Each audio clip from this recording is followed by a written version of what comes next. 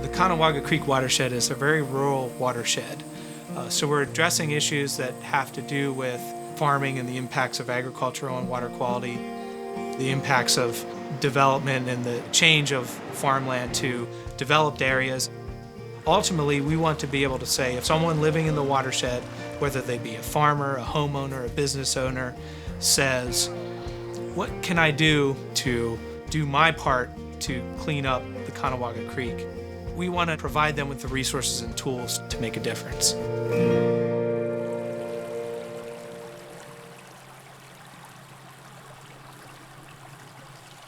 The health of our watersheds depends on everyone working together. The nation's rural landowners, farmers, and forest owners are often our best environmental stewards, providing clean water and wildlife habitat from the healthy, functioning watersheds on their lands. Agriculture remains a key part of the solution to watershed restoration in the Chesapeake Basin.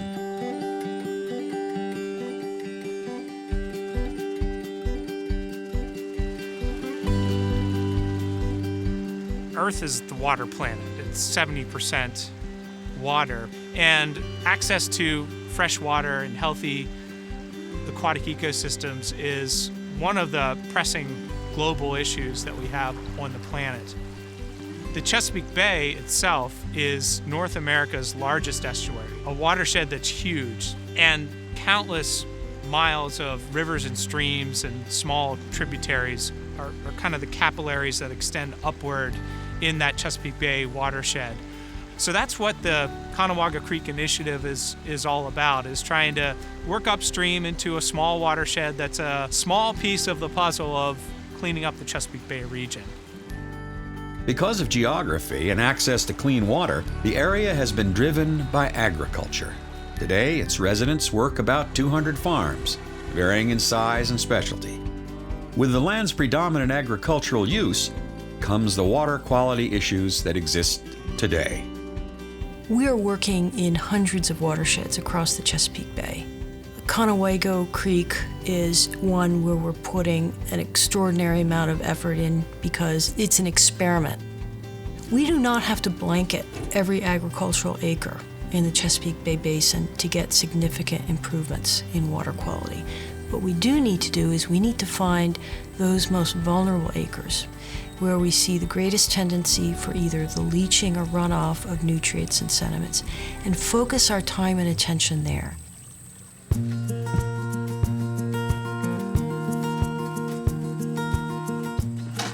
This farm has been in my family since 1857. As a dairy farm, we milk about 80 cows, which makes us average size for here in Lancaster County. When we were first approached about the Conewago Creek Initiative, I asked point blank, given the size of our creek, is it really worth the time and effort that they were going to place into the project? And they were quick to point out that of all the tributaries that eventually feed into the Chesapeake Bay, 90% are just this size, big enough that you could jump across. And if something isn't done to mitigate the impact that agriculture and other aspects are having on the creek itself, no real progress is going to be made. My name is Ron Kopp, and I'm a dairy farmer here in Dauphin County. Several years ago, we converted to 100% no-till, and part of that whole process is a cover crop. If you have too much nitrogen available in a cover crop system, some of those cover crops tend to use some of that up, so the leaching of the nitrogen into the groundwater is not as much of an issue. I've always been a little conscientious about saving water because I've always had very large gardens, and I try to save my own water in watering cans that I have around and some other... Throughout the yard? Yeah, some other vessels, but it's going to be much nicer to have a big barrel of water.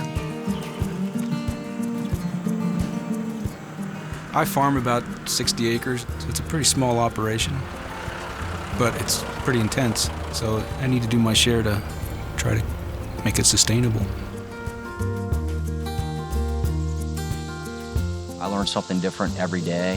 When we first moved here, I believe that I didn't know what a waterway was. I didn't know what a riparian buffer was. I didn't know what any of these things were. I just knew that I was living next to a creek.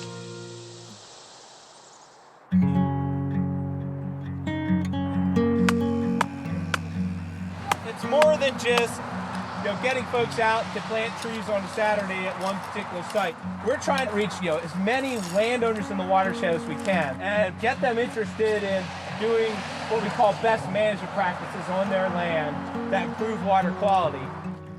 The importance with targeting watersheds is that sometimes you can get overwhelmed with the effort that's in front of us. So when you can focus in a certain area and get all the partners together, you can show people that it can be done. What we found, just looking at our research, The Conewago Creek Initiative has been really successful in reaching out to farmers, and that's a credit to some of our key partners like our county conservation districts. Every individual has an impact and can take steps on their own land to improve water quality. So we all have a stake in this, and we got to really reach out to 100% of the population. We received something in the mail saying that there was going to be a rain barrel event, and I have wanted to have a barrel to water my plants with. So I showed it to Todd, and we signed up. For the most part, we learn how easy it is to waste water, not even thinking. Well, and I was not aware that the waterways that are here go all the way to the Chesapeake. That was a learning experience for me. Sure. And we happen to have it right behind We have a our creek, house here. creek behind our house. The one that they were talking about, so that kind of put it all together. What have you seen as a success or successes that the initiative has had? Some challenges that we still need to overcome? The Conewago Creek Project Advisory Team is a large group effort in which all partners bring some sort of expertise to the table, whether they are conservation practitioners, township managers, educators, or volunteer coordinators. It takes a team to make a difference. It's made up of all kinds of partners, number of government agencies, educational institutions, municipalities, all a part of the project advisory team and all looking at how to make the initiative function and be successful. so this is actually in Conewago watershed? Yeah, this is that pond that's right there by beach. Right. South Londonderry is very interested in protecting and preserving the natural environment of the township. And in the Conewago Creek watershed, what we've been doing is establishing rain gardens, and we've also been working with property owners to plant native species on their property as native buffers along stream corridors and in backyards. There's just so much that can go on if we all work together. It's an excellent initiative to restore the water that has been declared impaired here in the Conewago Creek. All right, everybody say cheese!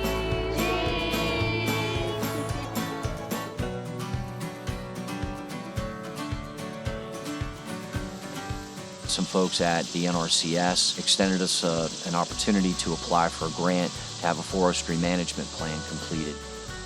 One of our top priorities is addressing the invasive species within the creek. We can graze our goats selectively in certain areas, and they love the invasive species.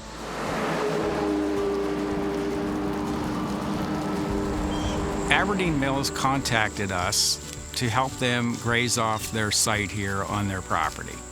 We want to approach this project with little to no invasive pesticides or herbicides, if at all possible. So the goats are here to graze. They're here to remove all the brush as part of that forest management plan to establish the open space so that the forestry crews can come in and do the initial planting of the trees that they want to have here on the site.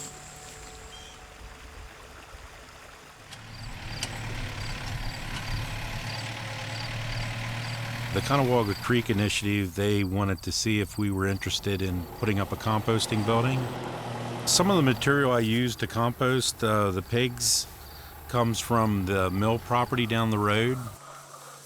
And they needed a place to handle their bedding. So they bring the material up, and then I use that as fuel for my compost and then use it on my fields. Our Cub Scout group is from PAC 98 from Conewago Elementary School. Our PAC started working with the stream team last year when we helped with a tree planting along 743. And now here we are today at Glenn Book's farm working in the pond. What might have happened during the rain to help move mud and things into this pond? We were doing a number of activities to assess the water quality of the pond here. My group has been trying to see what kind of pH it is. We looked at how much sediment was in the water. We measured various chemical components of the water, what was the pH, the phosphate level, the nitrogen level, and we talked about different things that would happen in that watershed that would affect those various nutrient levels in this water. So in the future, they will have an understanding of how what they are doing is going to impact their local watershed. The water that comes around behind the chicken house, whenever it rains, it just goes shooting around there and is down the creek in a flash. And it's occurred to me in a couple of the dry years that we had to let that water soak into the water table. So it's to my benefit to do that. Jeff had an existing stormwater swale that was discharging into a flat level area. So we took a look at the site and agreed that there was an opportunity here, and we put the design together, and this is what we have now is a kind of an oversized rain garden that will catch a lot of the water that comes down the swale and hold on to a small amount of it before it discharges into the stream.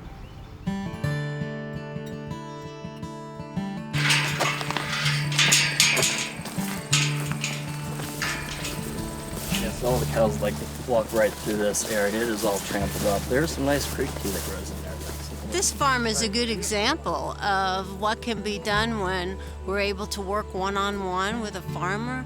And just being able to have those wood posts, that's one of the biggest benefits we're going to have. Our partners and NRCS are able to provide technical assistance, and we can provide financial assistance if that's needed also, and help the farmer to identify natural resource concerns, put together a conservation plan, and then implement the practices that are necessary to address those concerns. That'll be a great project. Yeah. Fencing the creek off isn't a new concept here at the farm. We've been doing this for years. However, it always seemed to be that the fence was never sturdy enough. The cows were always seeming to break through the fence and getting into the creek. We thought that this would be a great way to maintain the creek and yet be able to utilize the pasture for the cows as well. One of the examples on this farm is the riparian forested buffer. That's going to make a big difference on the water quality in this area, because the buffer along the stream will help stabilize the bank and keep the sediment out of the stream.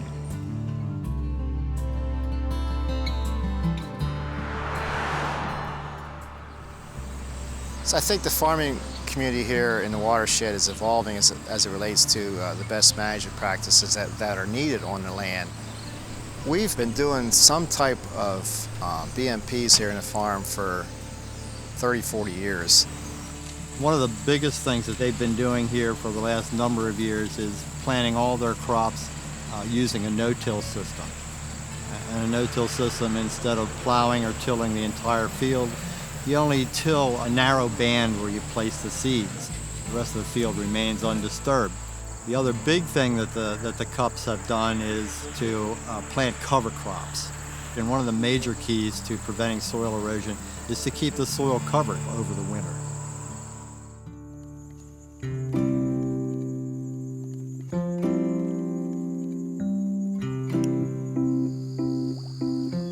Monitoring is a really key aspect of what we're doing in the initiative, because we want to be able to see the progress that's being made. We did some fish surveys from before the initiative started, and one of our big projects went in. Fish populations doubled. We saw a whole increase in species. We benefit from the water in our watershed, and we also impact the water in our watershed, and we're learning how to protect and care for that natural resource. One of the biggest lessons we learned is don't make it mandatory, make it voluntary. Try to get out and meet the people and work with them, because if you make it their idea, they'll embrace it. We started slowly, educating a few people, and it just grows from there to the point now we have several hundred acres in our natural areas projects. Thanks for coming. My daughter-in-law, she works for the Chesapeake Bay Foundation, and the thing that she said that made the most impact on my perspective, I said, this is such a tiny little trickle of water, it can't be that important. And she pointed out that you can't go to the main stem of the Susquehanna and fix the problem. You've got to back up to all these little tributaries that go into it and fix the problem there, and then the problem on the main stem will be fixed. It's an unending collection, and some of them can really tell us how healthy this water is. We have a unique opportunity here in this watershed to show the rest of Pennsylvania or this part of the country that, you know, we can still live and work and farm this land productively and still have a viable, healthy watershed. And that's hopefully is what's going to come out of this whole initiative. It really is a lifetime's worth of work to restore a watershed. What the residents of the watershed are doing is they're investing in the future so that there will be a healthier watershed for the next generation. For more information on the Conewago Creek Initiative, visit conewagoinitiative.net.